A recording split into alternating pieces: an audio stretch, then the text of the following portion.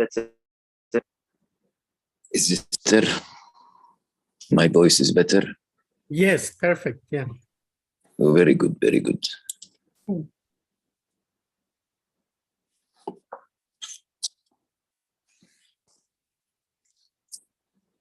Okay, so we are live now as well. We have also colleagues from UN Women and others. So great. So I think we can start now. Okay. Hello, everyone, and welcome to a tourism webinar called Indigenous Women in Tourism, which is a growing part of the travel industry, and it's certainly overdue. Indigenous tourism creates new opportunities for economic development in Indigenous communities and provides opportunities for elders, youth, and community members to share their stories, their dances, their songs. If managed in a responsible and sustainable way, Indigenous-led tourism can increase employment, reduce poverty, empower local communities, spur cultural revival, and allow for a sustained relationship between land, nature, and Indigenous peoples.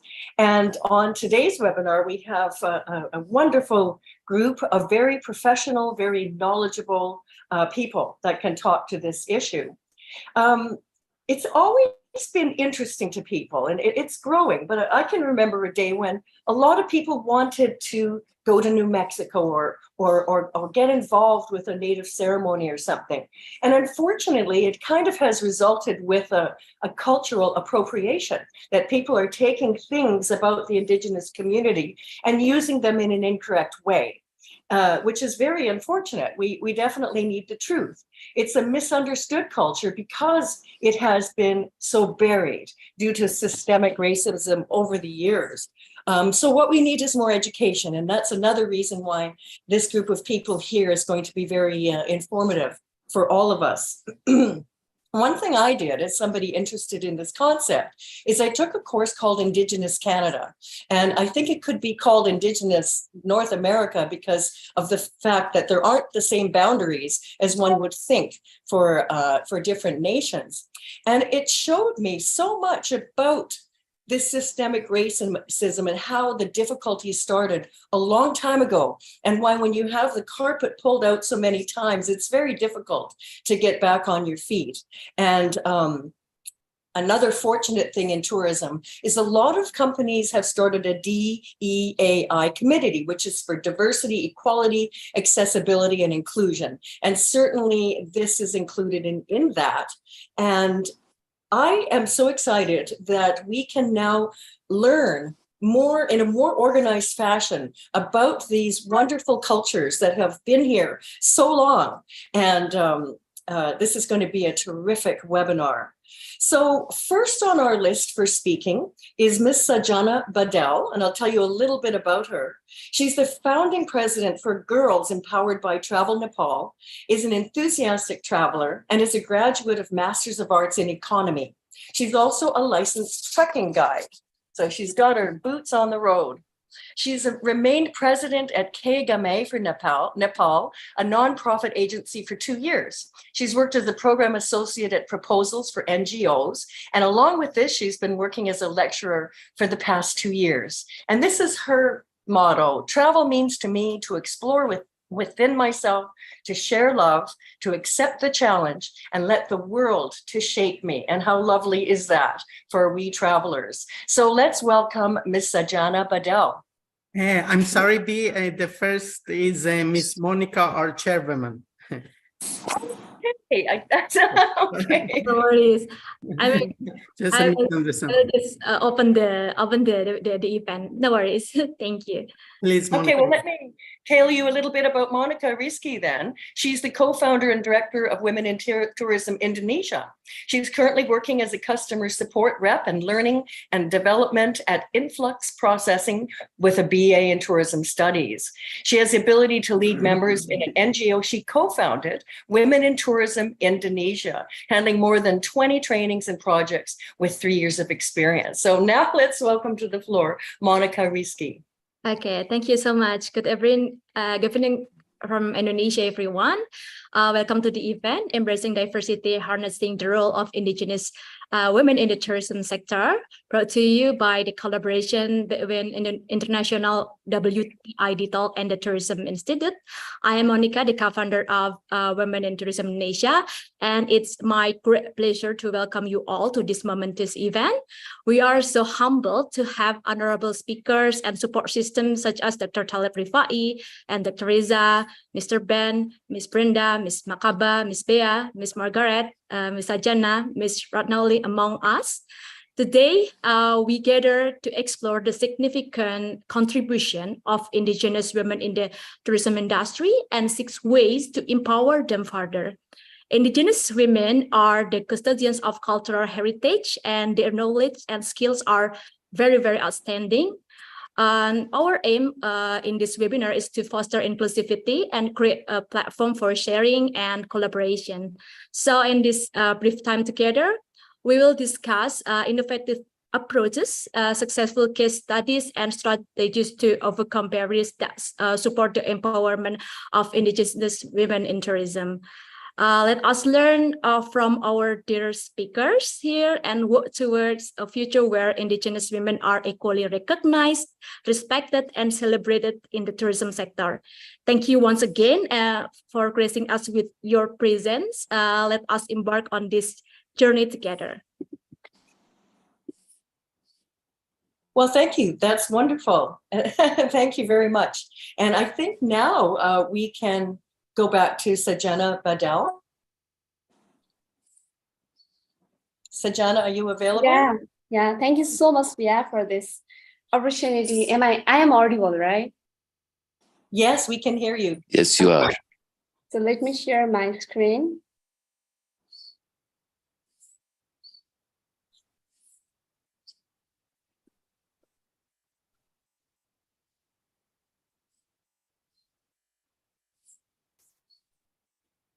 There we go.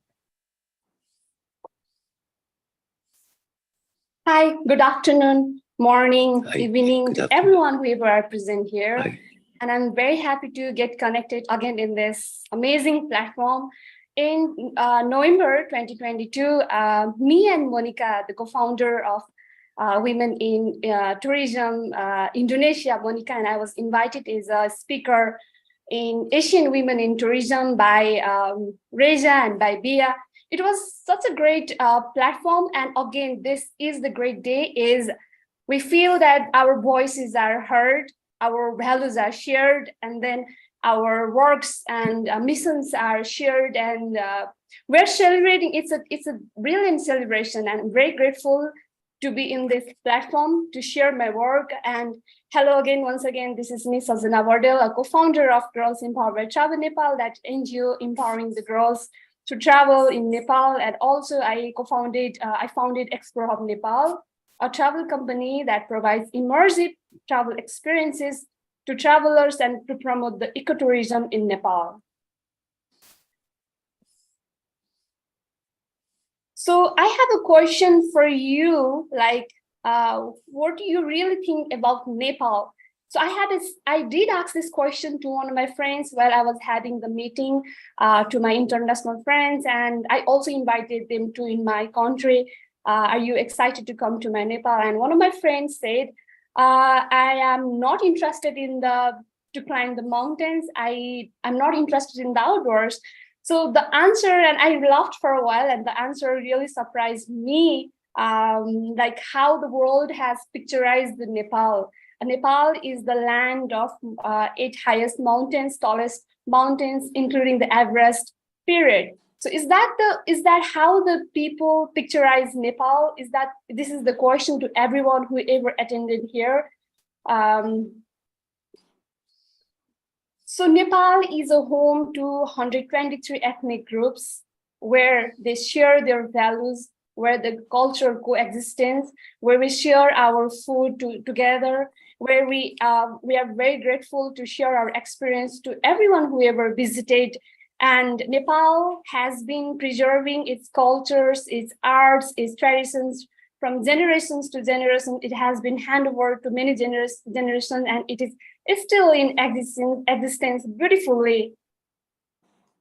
So we have been preserving the traditional art and skills in different parts of our countries, different parts of the communities.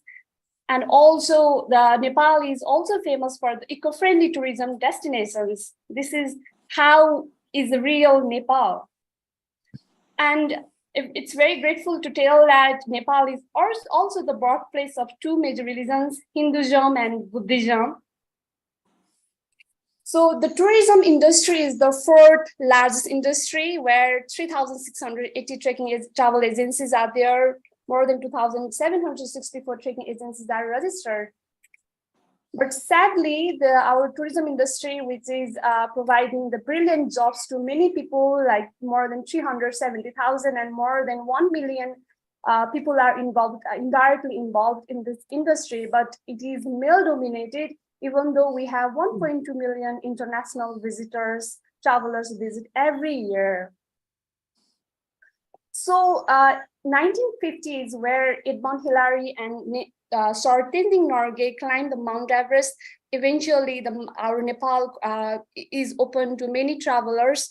So what I would like to address here is women are already involved in the mountain tourism before the 1950s and after the 1950s, and they have been involved in different activities. Sometimes they are like home managers, sometimes they are guest caretakers, sometimes they are taking the good responsibilities, taking good care of the travelers, like operating the lodges and tea shops in trekking routes in different homestays parts. So this is the sad reality that I would like to address here. Even though our tourism industry is doing good, after the 2 years of severe lockdown and travel restrictions, our country is opening up to many different travelers. But here is the data, like 39.2% of our female managers and 38.2% are owners. So to be a manager, to be the manager of the travel company, you have to be the owners. So if you are not the owners, you cannot be the managers. And only 10% of women are directly involved in the tourism sector, and the rest of the women are involved in informal sectors where the economic values are not calculated. Their activities are not monetized. So what I'm talking about here is, if you see this picture, the literacy rate of 2011 CBS, our literacy rate for male is 7.13% and female 57.38%, which is the sad reality. So until and unless you do not get the proper education, you are not given the opportunities, you are not given the exposure, you never have the confidence. And that is the sad reality in Nepal, where women, especially girls, are confined to household activities. They have to do their household chores, they have to prepare the meals for their parents. And while having the less literacy rate means you don't have confidence to be exposed with the strangers, especially if there are men whoever are coming in your places. You don't have the confidence to share your experiences. You don't have experiences or confidence to lead it. So that is the sad reality, and education really plays a great role in everywhere in the world. So it's our government in 2011 introduced celebrate the Nepal Tourism Year 2011, where it happened to introduce the community-based tourism. That means promoting the rural places. The reason of promoting this community-based tourism was there was no enough hotels, there was no enough lodging and accommodation. Our hotels were not enough to accommodate the travelers in 2011. Our government fortunately introduced the community-based tourism in 2011. So under the community-based tourism, the homestay has been introduced. I think you have heard about the homestay, or if not, homestay is the place where the guests are accepted as a family members, where they are treated as a not as a guest, but a family members. You are given the food, whatever being cooked. You are treated as members, like special members. Being part of the family member is a different experience. So this program introduced by our government in 2011, and since then 6,500 homestays have been registered across 1,500 villages. So Hoshan is Hoshan means the Homestay Association of Nepal. So according to the Hoshan, 80% of women are involved in the tourism. That means taking care of the guests, cooking meals to them, and direct interactions, sharing their lifestyles for the immersive cultural experiences for the lifetime. So before starting this video, I would like to talk about the Girls Empowered by Travel Nepal that I co-founded back in 2017 after the COVID. And in 2015, I myself lost my home. I myself lost my job, and I was wandered off, like I have nothing to do. So I got to involved in the Humanitarian Act in 2015, making the different shelters for my own community people, distributing the humanitarian aid. So I got to meet different international travelers, and the travelers who ever come to my country, they become the friends that remain for the lifetime, and they are still the lifetime friends for myself even. So it really gives me the hint, like how this like travelers who are strangers to my community became the lifetime friends, and they help the communities. So it happens me to explore myself, and I, with my Russian friend Lena, we co-founded the NGO in 2017. This NGO empowers the girls, mostly for the marginalized communities of people, girls, to enhance their leadership skills, to participate them in the economic generating activities. So in 2019, right before the COVID, we give the training for the local women, 40 local women in Grey village. The Grey is in the northern part of Nepal. It's few steps away from the famous trekking destination. It's called the Nangtang trekking. So we happened to visit this place before the training, and after meeting them, we found them very hospitable. They are very curious to be involved in the tourism industry, especially women. And these women are mostly migrated they are exploited in the Gulf countries, selling their labor in like very little wages. So this video will tell how do we work and what are the impacts. What comes in your mind when you first hear the word gray? The image of gray colors hover around your mind. Is it audible, the video itself? Yes, it is. Yes, it I is. think the voice is It is very audible. Audible. Thank you. It's very audible. It's good that let me open with this. This will be much better.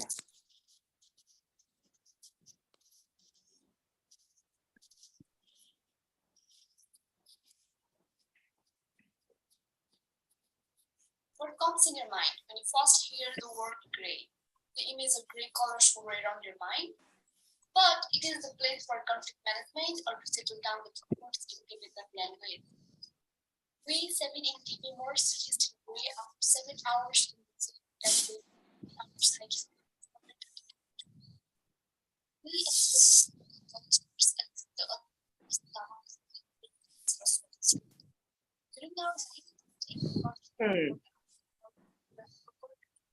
We cannot see your video clearly.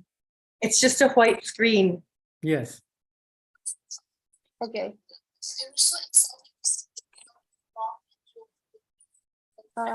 Give me a few minutes.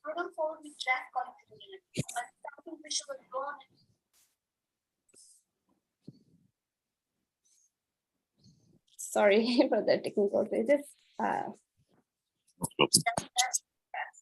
We did some discussion about recycling, reuse, and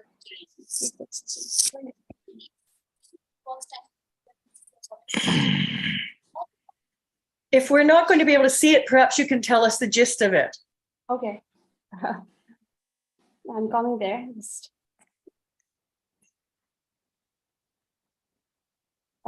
Let me try once again, Okay. if I have a time. Actually, we have about 2 more minutes. Okay. Then let me come to the system.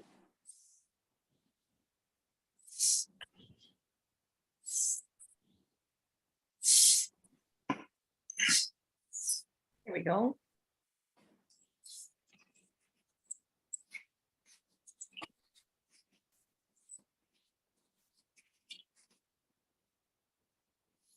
So the training was all about involving them in the community restoration that is called homestay, and homestay is playing the great role in our country. Why? Because these are made by the indigenous women. We have more than 59 indigenous women in our country, and these women have are very good at skills. They prepare the amazing dishes, amazing meals, cuisines that what they have been cooking 2,500 years ago. So yes, you will be hosted by local women. They will prepare you the food like it's a family members, and low carbon emissions, because they prepare the food whatever being cooked. It is not imported. It is not. I mean, the food are not prepared in the chemicals like coming out from the. It's organic. My point is more organic, and also you are more involved in the community. So you come to the community, share your stories, you bring your stories, and also at the same time, you come to know the different stories, and it is the different part of experience. And it also leads to the economic empowerment, because when women are involved in the economic activities, then they are more independent. They can make the decisions on financial decisions, or they can save. So you will be helping with these women in the homestay if you stay in the homestay. So the homestay also contribute to the SDG goals, gender equality, bringing more women in the mainstream of tourism industry, and job creations by promoting the local resources and preserving the cultures. So yes, this is what we have been doing by Girls Empowered by Travel Nepal and Explore Hub Nepal. So if you want to get connected, then stay in touch. We are always available in social media. We are always help you to customize your tours, and all the experiences will be curated by our women. So thank you so much. Thank you. We've been listening to Sajana Badal, and I must say I'm so impressed with your enthusiasm and everything you've participated in Nepal. I want to go. You make me want to see it from that perspective. And you're right. People think of the mountains and the scenery, but I think a lot of people want to experience that very authentic culture. So I'm going to watch your career, because it sounds like you have a lot going on. Thank you very much. And I'd like to just go back and thank Monica Risky, who spoke just before her. She's accomplished a lot in Indonesian tourism. So we'll also follow you. And incidentally, everybody's contact information will be available on the website forevermore afterwards if you want to get in touch with someone for further information. And we have another representative from Indonesia next, and her name is Ratnali Gultom. And she's the founder of the Sili Malambu Eco Village. And the more I read about that, the more I want to experience it as well. They've created a permaculture paradise with a focus on plants and what you can eat. So they work with nature and not against nature. They're fully organic. They reduce their ecologic footprint at each of their operations and strive to reach zero emission. They're independent from the money because of the richness of the nature from which all are taken care of. And it sounds so ideal. It sounds like the kind of tourism we're all looking for. So let's welcome Ms. Ratnali Gultom.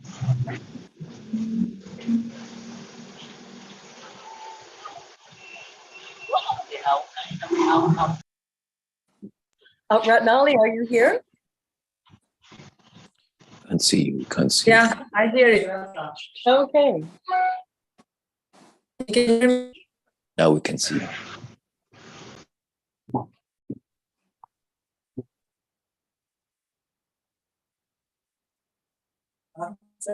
Okay. Hi, everybody. Yes, we can see your screen, please. Okay, it's a woman as an agent of change in sustainable tourism. So, Ratnauli Gultom, founder Eco Place Malombo. Here we try to make it ecotourism with the use what we have from the farm. So maybe special we are close to, but it's also I'm a fisherwoman and also is a farmer. So normally what we use here, the trees from the farm. So example, we harvest is all vegetable, all wheat and also fish is just around. And a lot of people come to here, but also not only to eat or to look, but also have experience, need to harvest, need to cook, need to make product, and then to use it. No, this is normally our in our place, yeah, in ecotourism. So we are make it eco farm, and with the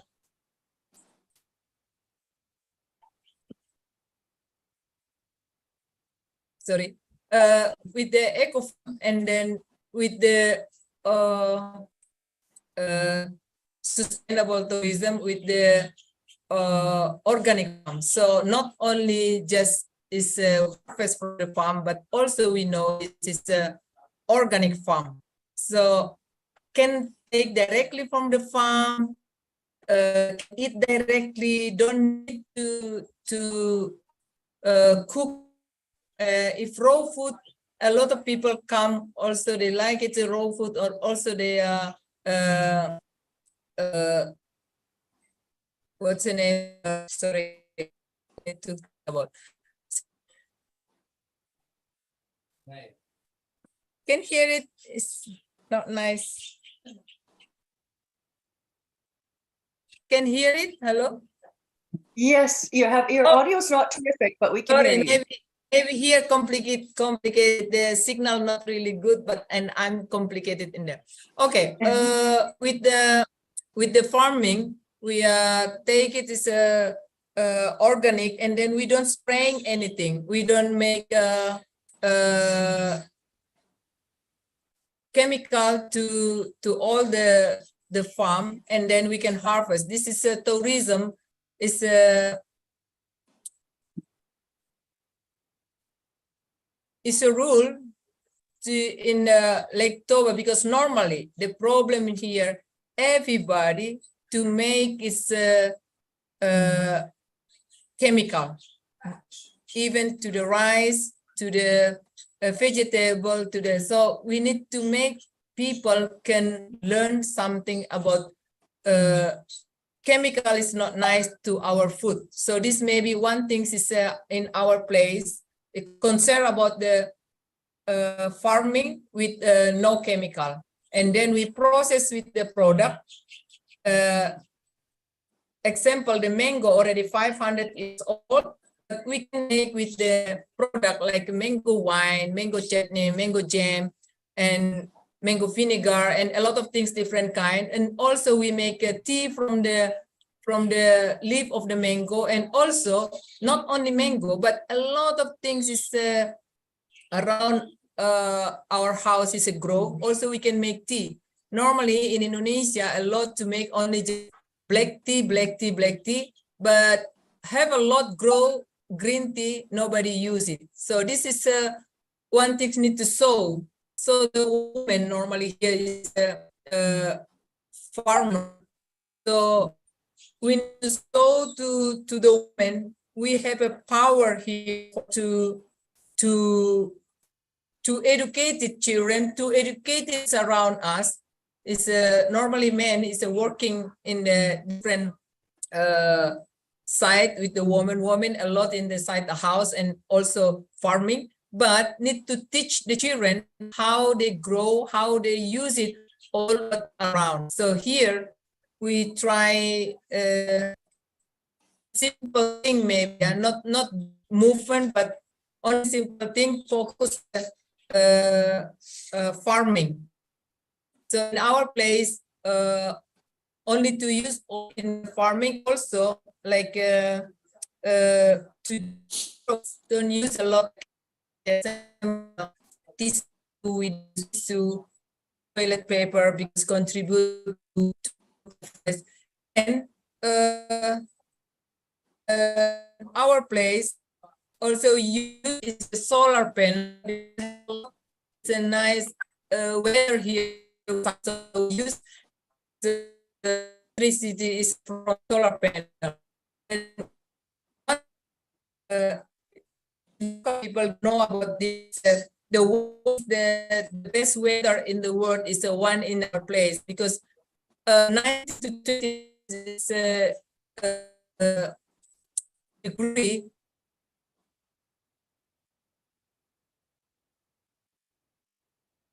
It's unfortunate the connection over Yeah. there in Indonesia. I think we've lost Ratnali Yes. altogether. So I think we should just, excuse me, say thank you to Ratnali Gultom, and we can all look this up later on because it's a fascinating place. I'm actually curious about if they make honey there too, because the bees can go in a 5 kilometer radius, and that would be some very nice, clean honey. So thank you very, very much. Our next speaker is someone that almost needs no introduction. We all love running into Ben Sherman, who's the chairman of WINTA, the World Indigenous Tourism Alliance.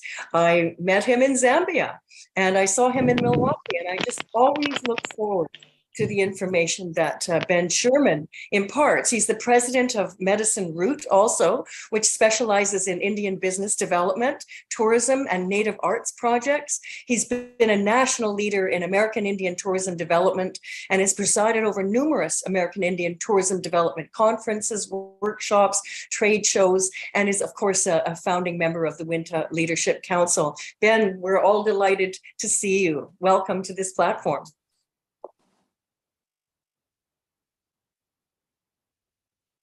I think you might be muted. Thank you very much, B. I send best wishes to Brother Lou Damour, and also best greetings to Talibir Fai, as well as all of you who are engaged in the struggle to make tourism a better world for us. Now, I must begin by saying that the struggle has been along forever. And we at the World Indigenous Tourism Alliance are very involved in that struggle to achieve the rights that are due to us as human beings, the rights of Indigenous people. And so that's our mission in life, actually, is pursuing the goals of equality for Indigenous people. Now, you may know about the global goals, which were part of a plan agreed to by all world leaders to build a greener, fairer, better world by 2030. And we all have a role in achieving them. And Talibir Fai, I'm sure, has spoken on that subject many times about the global goals. And part of the global goals are the Sustainable Development Goals. And they are 17 of them, all part of the plan that I'm telling you about that took years to develop. And of the 17 Sustainable Development Goals, goal number 5 is to achieve gender equality and empower all women and girls. Gender bias, of course, is we know is undermining the social fabric of our world, and it devalues all of us if that gender bias is allowed to go on. It's not just a human rights issue. It's a tremendous waste of the world's human potential by denying women equal rights, we deny half the population of the world a chance to live at its fullest. Political, economic, and social equality for women will benefit all the world's citizens and all the world itself. And together we can eradicate prejudice and work for equal rights and respect for them all. I must make a comment here that the male of the human species is predominant in every aspect of the tourism industry. And that includes government, the industry, transportation, accommodations, finance, land holdings, and food and service. And the challenge for women is to gain a place at the table where decisions are made in all those fields of endeavor. And so I commend you as you move forward with your enterprises in your local countries, and I urge you to take an international role as well in asserting the rights of women. On the board of directors of the World Indigenous Tourism Alliance, we have Yankala Sherpa. Yankala Sherpa is from Nepal, and she has been working with us. Shajana, you may know who she is. She has been working us since WINTA was organized years ago, and we appreciate her participation. And I want to close by saying, expressing my admiration for the organizations in Indonesia. There are two of them. One of them is an eco-village that we just heard about, and the other is Women in Tourism. And Women in Tourism has expressed a vision to promote women's participation through better tourism work. And this is in line with the same global commitment that I expressed to leaving no one behind and the Sustainable Development Goals. So we encourage all of you, no matter what your enterprise is, to look at the international scope of what you're faced with.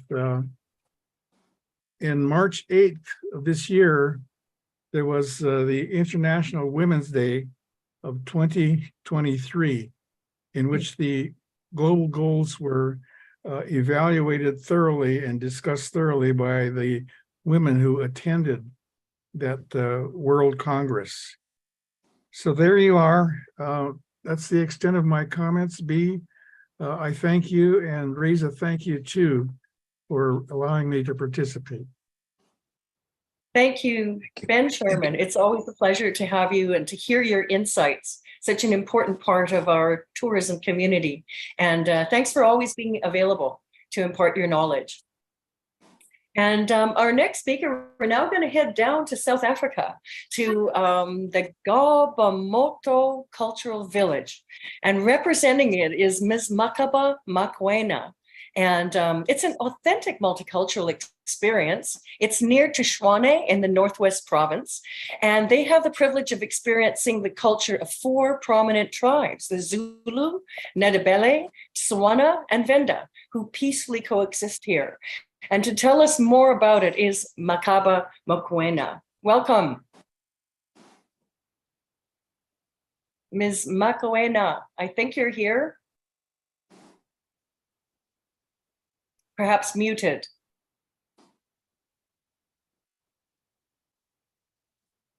So, Reza, what shall we do? Well, then, are you here, Makaba? No. So we move to the next speaker, please, B. Okay. Still in Africa, but in Tanzania, is Ms. Margaret Sampson David from African Zoom Adventure Tours. And are you here, Margaret? If Margaret is here, welcome to the floor from African Zoom Adventure Tours. Everybody was here during the rehearsal. Yeah. So, Reza, do you know if Ms. Brenda Baptista is here? And no, she will come in later on. So maybe we can continue with our speaker from Indonesia that she was cut out. Oh, is she still available? Ms. Yes. Ratnali, welcome. Yeah, are you here?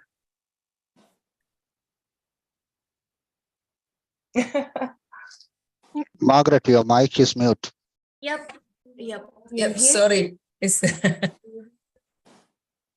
Who do we have, Margaret or Yeah, Ratnali? okay. Okay, please continue. Yes.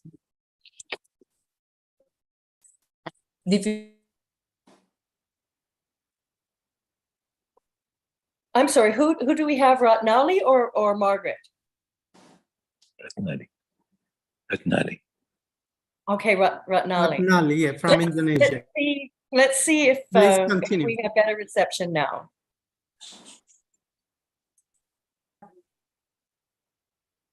Ratnali?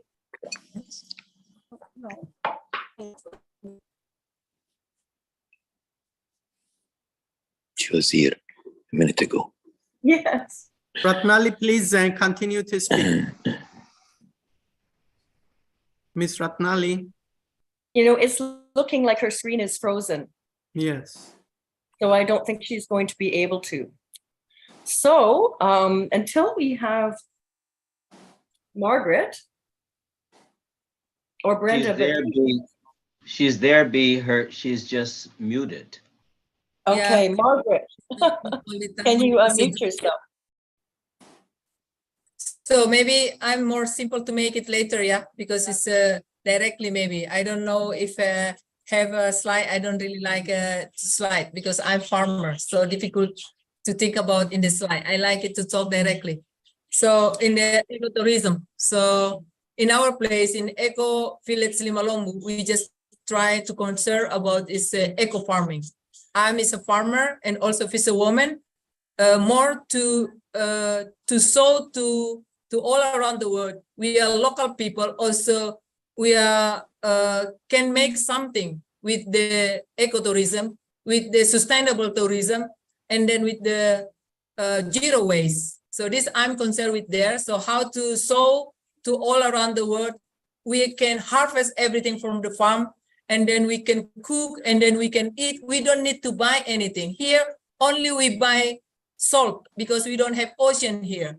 So other things we can survive without money. So this is one thing for me, can survive without money. I can harvest everything, can make activity. If you come to Lake Toba, here the paradise with the weather, is that the best, the best in the world.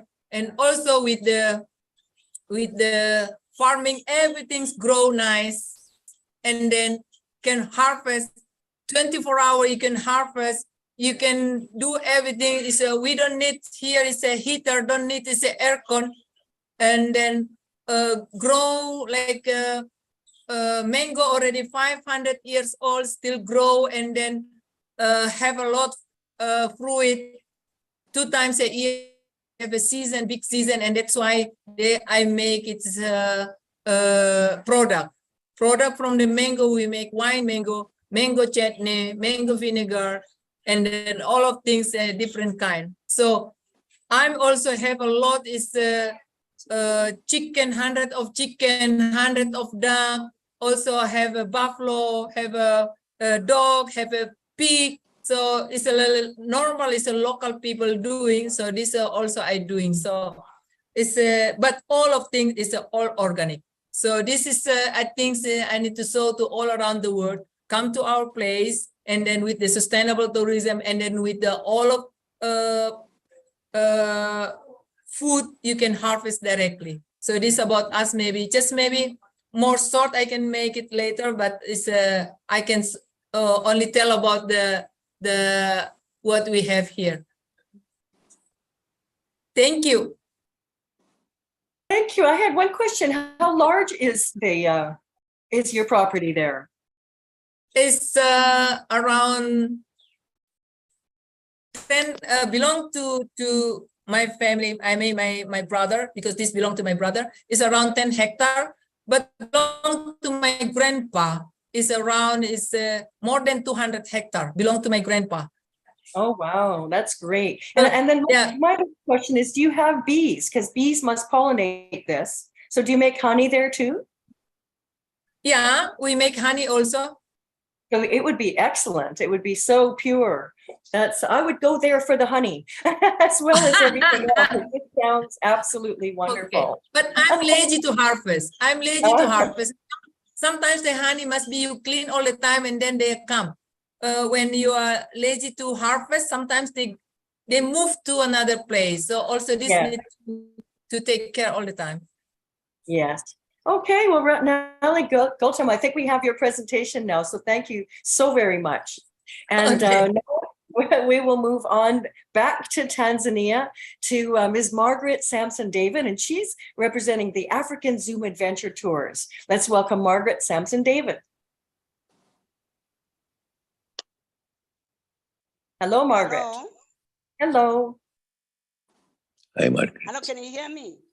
Yes, we can. Yes, we can. We can't see you. Hello. We can't see Hi. you. We're all ready. Okay. We can see you Thank and hear you. Thank you. Good afternoon. Good afternoon, good people. Good My afternoon. name is Lily Machaba Mukwene. I'm from the beautiful, the Rainbow Nation, South Africa. I think you all know about our country, the best, the weather, the culture. I'm here to tell you a little bit so that you can come to South Africa, a little bit about our country. You know, the famous Nelson Mandela, our first president. Tourism to us as women, even to the Black nation, it was not there. But with our music, our drums, and our dances, we were able to go into tourism. I remember women were not allowed just to have the land. So where were you going to start your tourism? Myself, I was lucky because where my cultural village is, it's between the township. So there's what we called the rural area. So I'm in the rural area, right at the top of the mountain. And that's where we started to build our cultural village. And I can say to you why we started it. It was because our three boys, my three boys, were all attending so-called white schools. And we were told not to speak to them in our mother tongues. So it says to me, I'm a Northern Sotho, I'm a Tswana, I'm a Zulu. How are they supposed to address or to talk to their grandparents? That's when we started this cultural village. It's a stone-built village because it's on top of the mountain. It was very hard just to start because the banks didn't buy the idea of cultural village. Remember, I'm proud to say, Habomutu Cultural Village is the first one to be owned by a Black person. Because before we started the cultural village, we visited other cultural villages, and we found that it was not authentic. They bypass. I'm not trying to put other business down, but it was not authentic. When you get to Habomutu, you will realize from birth to death, the famous maternity ward, where now the African maternity ward. Let me just give you a piece of this maternity ward, where our grandmothers were able to be midwives, and where the incubator was a big pot incubator, where the twins were somehow, they didn't believe in the twins. But that is where you learn about more culture. And the Zulu I'm not going to talk about the Zulu. Everybody knows.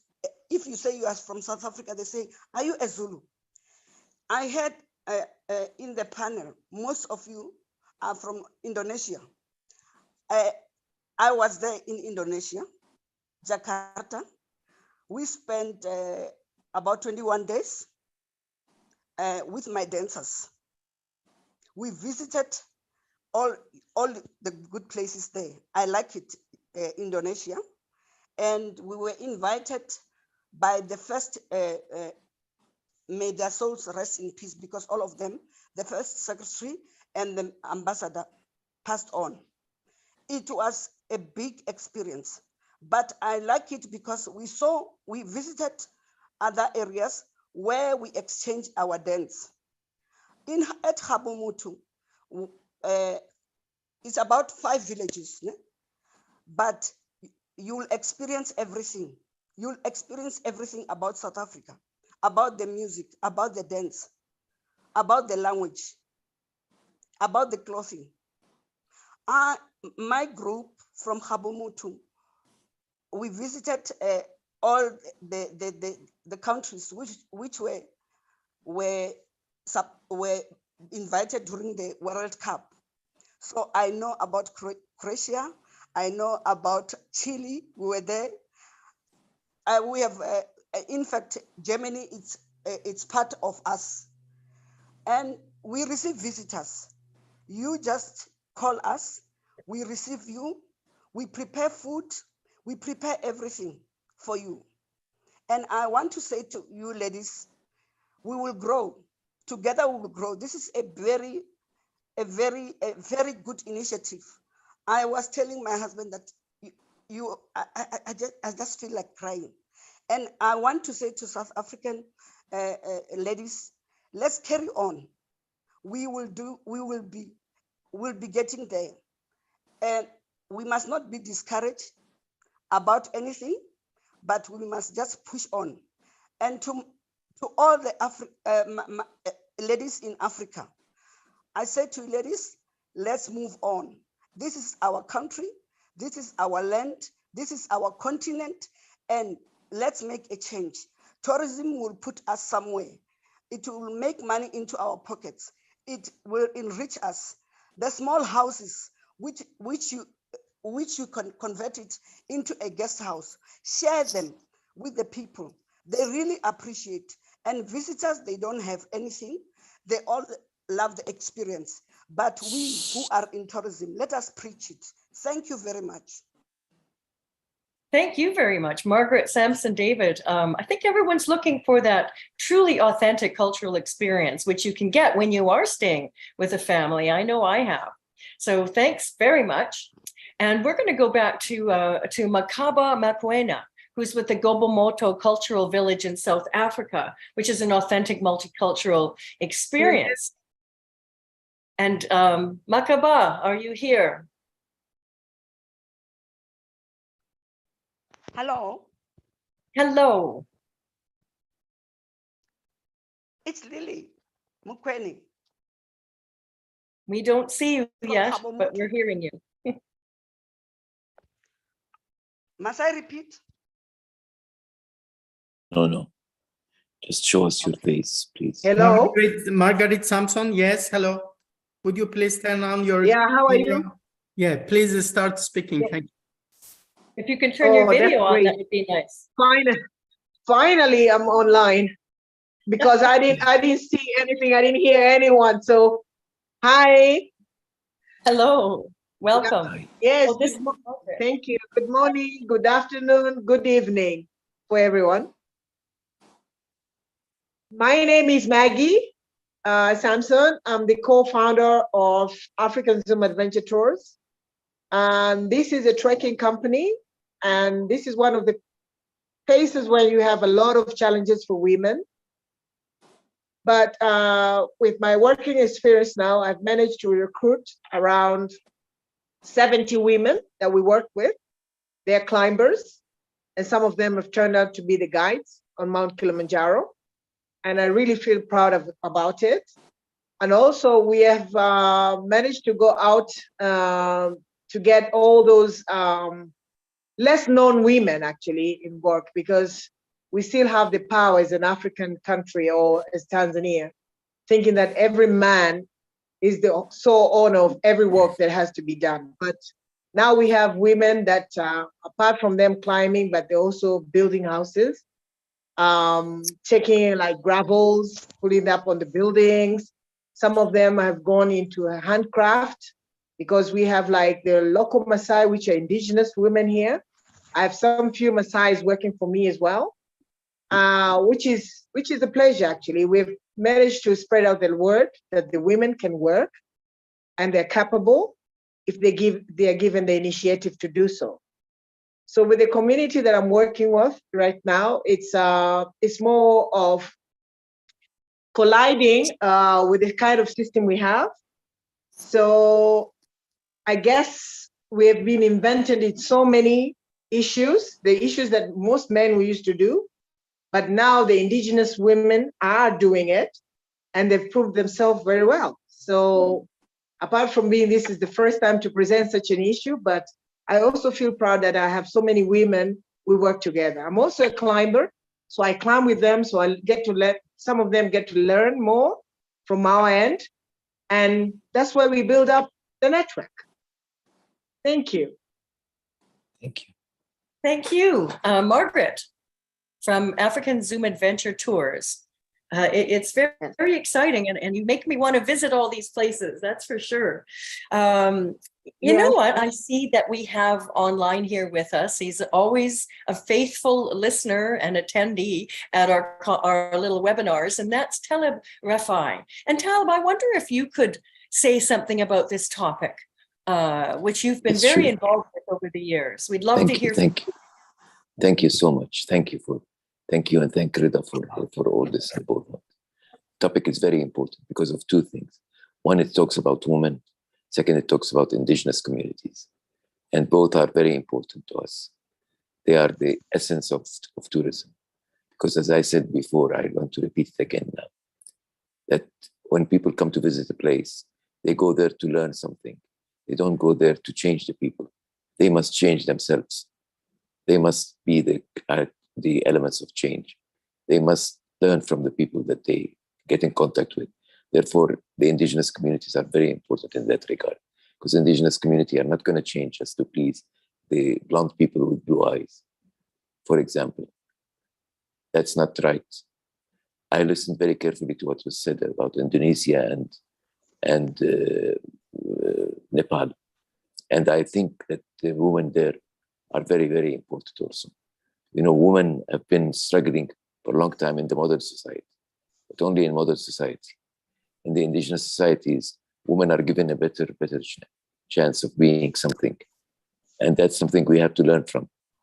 It's not just women that do the work. Women are leaders in these indigenous communities. They are the hubs of households. And we have to admit the household is very important in any indigenous community, in any community to start with. Therefore, I am very, very optimistic about this. I'm very happy to be with you today. I have a lot to say more than this, but I'll say, keep it for later now. Thank you so much, Fia. Thank you, Bea. Thank you very much, Talib Rafai, and we will invite you to do just that on some upcoming webinars. But I think that's all the speakers for today. I would like to acknowledge and thank some members of International Institute of Peace Through Tourism. Timothy Marshall, I see, has been on board, and Gail Parsonage, who's the president of the Australian chapter of Peace Through Tourism. Thank you for joining us today. Thank you to all our wonderful speakers. We certainly get a clear picture that we're in challenging times, but we have some enthusiastic, empowered women and men who are going to move this along. And Indigenous tourism is on the rise, and I guess it's all a matter of doing it right and pulling it together in a way that people can understand and experience the authentic and true experiences. Reza Sultani, thank you for putting this all together and for finding our speakers. And as mentioned before, you can always go to www.tourismwebinar.com or institutetourism.com and find all of the contact information, because everybody just gets a few minutes to speak. So if you want more information, including email addresses to contact any of our speakers, you'll always find that online. So I would like. Can we give the word, please, now to Monica again? Monica, would you please say some we more have- words also about your organization, and also maybe you can tell us a bit more about the women in tourism in Indonesia? Okay, thank you so much, everyone. So I'm Monica from Women in Tourism Indonesia. So yeah, so if you would like to see to our organization, so basically our vision is to aspire to promote gender equality that is concerned with sustainable development goals, especially number 5, and inspire to raise public awareness about the importance of women participation in Indonesia's tourism sector. I believe that my colleagues already on the comment on Zoom, so you can always visit us on www.womentourism.id, or you can also visit us on Instagram at womentourism.id. Thank you very much. Thank you, Monica. Thank you, Monica. And just in Thank you so conclusion, much. if Ben Sherman has some concluding statements. Ben, are you still here? So perhaps that officially ends the Women in... Yes, Oh, no, Ben, we see Ben back. Yes, I'm here. I didn't get the chance to talk to you about the World Indigenous Tourism Alliance, other than to mention that Yankala Sherpa from Nepal is on our leadership council and our board of directors, and she is a very treasured member of WINTA. And we go back several years, and we created a standard for Indigenous people working in tourism and the relationships that we are seeking with the industry and with government.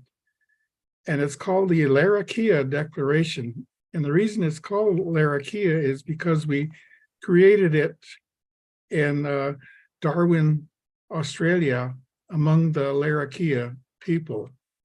And the foundation of the Larakia is the Declaration on the Rights of Indigenous People, which is a rather complex document. It contains 47 articles, I believe, but they all speak to the rights of Indigenous people. And it's a good document for you to have, those of you who are working out in your enterprises and your countries when you deal with people, to be able to introduce them to this declaration, because it may surprise them that just about all the countries in the world have adopted this declaration as the rights of Indigenous people, including women, of course.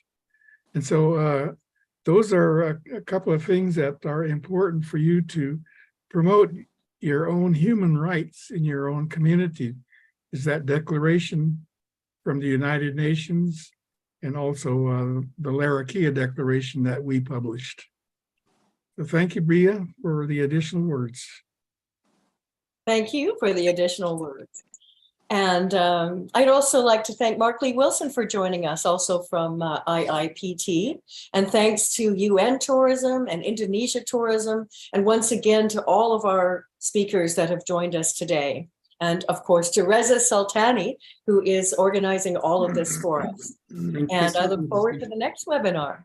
Yeah, and I don't know if there are some questions, maybe if somebody has any questions. May I have a question, if you don't Okay. mind? My name is Irwan Rusli. I'm originally from Indonesia, but I'm right now also working in the Congo and also Uganda and Kenya. My question basically about the in the rural area. Can we how can we do reasonably well in the rural area, especially with the homestay? How can we should there be some kind of training for this woman group who maybe preparing house or room and so on, and all the activities for tourism.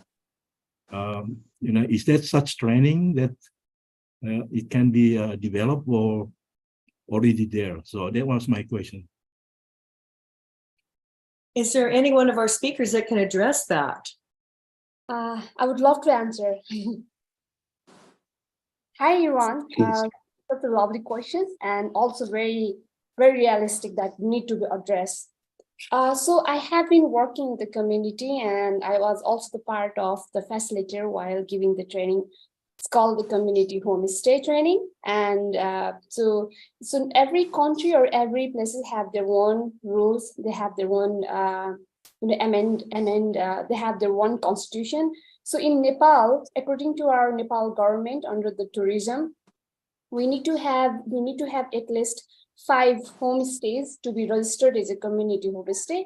So there is like private homestay and community homestay, and government really focused on the community homestay. So in order to be registered in the community homestay, you need to have a separate home and very clean. You need to preserve that authentic food prepared from the houses. So the homestay training, it will last 3 days to a week, and it depends what you really want to give. And normally the Nepal government gives lots of, they allocate the funding to give the training. So I think if you look in your one place, I think the local government is really promoting to bring women in the tourism, rural tourism. So I think it might help you. This is the real scenario of Nepal that I shared. So if you really wanted to be involved in Nepal, then I can involve, and so many homestays are ready to host different travelers from different parts of the country. They curate the immersive experiences that you can cook with them, you can live their local lifestyles, you can be the local part of local for the amazing experience.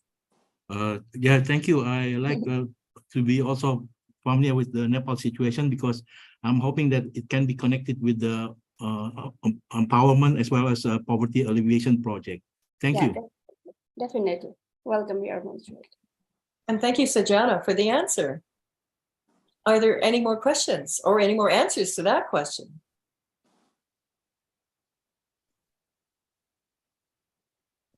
I have a question to Ms. Sajana Badel.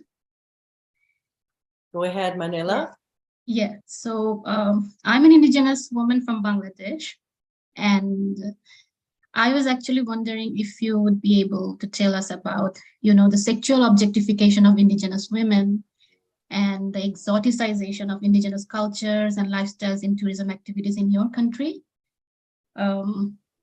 So as I said, I'm an indigenous woman from Bangladesh, and I find these practices very common by the outsider tourists traveling to the indigenous destinations in my country. So I was thinking, as Nepal is a neighboring country to Bangladesh, I am just interested to know if similar things are happening to the indigenous women in Nepal. Yes, Mandilaji, thank you so much for your question. So most of the cultures and practices are similar to India and Bangladesh, is we are the Aryan, and so we are like ancestors are from different India, from Bangladesh. So indigenous women are always there, and to answer your question, our government is really promoting like homestays training and giving the free training for indigenous women who have no good education or who are interested or eager to work in the tourism industry. So the United Nations like UNDP is helping, ISIMOD is helping, Nepal Tourism Board itself are giving the free trainings like for trekking guides, tour guides, nature guides, and it really gives opportunities for these women to come out because they don't have this finance. But these trainings help them to think beyond their abilities, beyond their finances, capacities. So before the COVID, the situation was different, but after the COVID, now people are thinking, even the travelers are also having this authentic experiences. So these local women are curating and planning and customizing these plans, these tourism experiences. So we can see more women being myself as a trekking guide in 2018 while I was in the trail, and while I am now in the trail, I see more indigenous women like Sherpa, is myself as indigenous like Newari tribe. So I'm very happy to see more women coming out and they are making their career in this beautiful sector. I hope I answered your question well. Yes, Okay. thank you. Thank you very much. I see there's a hand up. Nomazulu Taco has a question. Hi, sorry. My name is Nomatzlo Taukubong and I am from South Africa, and I started a residency called Fields of Change that assists artists to engage marginalized communities and indigenous communities towards creative artistic practice, merging with sustainable practices with nature. So my challenge has been, so we started in 2019, late 2019, and our challenge has always been securing funding for projects of this nature because they're not along the usual or funding call outs. So I wanted to find out with the people that have presented, where did they go seek for support or funding for their projects? Thank you. That's my question. If any one of our speakers have an answer, giving the secret to where you get your funding. Hello. It's Lily. Is someone speaking? Yes, Dr. Taleb, please. Okay. Thank you, Reza. I think the funders should be the governments, the local governments and the local authorities. They should be the main funders. We can't depend on European funders anymore, nor Western funders. I think the local community should fund itself, and the local governments are responsible for that. I think so. Thank you so much. Well, we have one more question from Grace, and then that'll be our last question. Grace, are you there? Yeah, so I think I'm interested in all the presentations, fascinating projects. So my question is on the, because I'm also working on a similar area, women in tourism, but then I would like to know in this project that where does it come from? Like, is it the women themselves who are interested to start the initiatives, or where does it come from really for this to come into place? Thank you.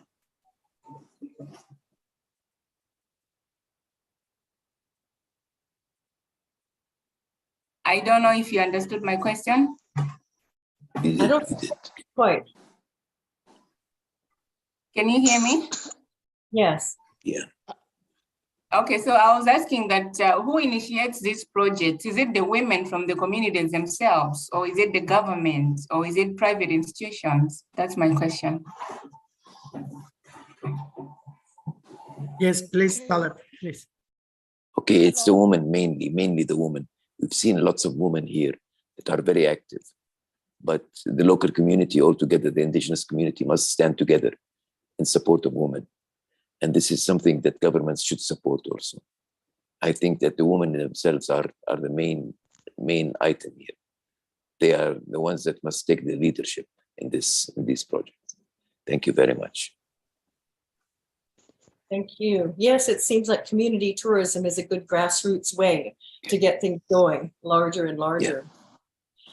I think that brings our webinar to a conclusion. Indigenous women in tourism, who are well on their way to putting this on the map, that's for sure.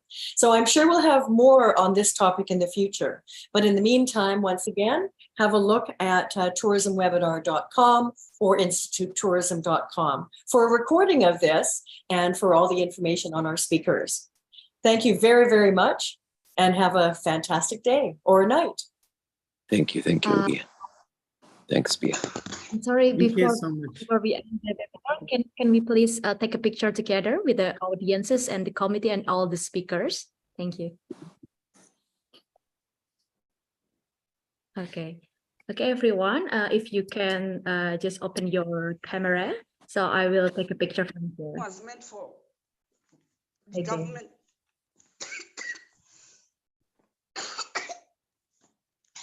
Sorry. Okay. I think Okay, thank you. Thank you. Thank you, Monica. No worries. Okay, 1, 2, 3. Okay, Monica. The Thank you, other Monica. All these great shiny faces. Thank you, everyone, for this. Thank you. Thank you so much, Rajan. Bye, bye, Reza. Bye, Thank you, dear. everyone. Thank you. Bye, bye. See Next everyone. time, thank you. Bye, Thank bye. you so much. Great job.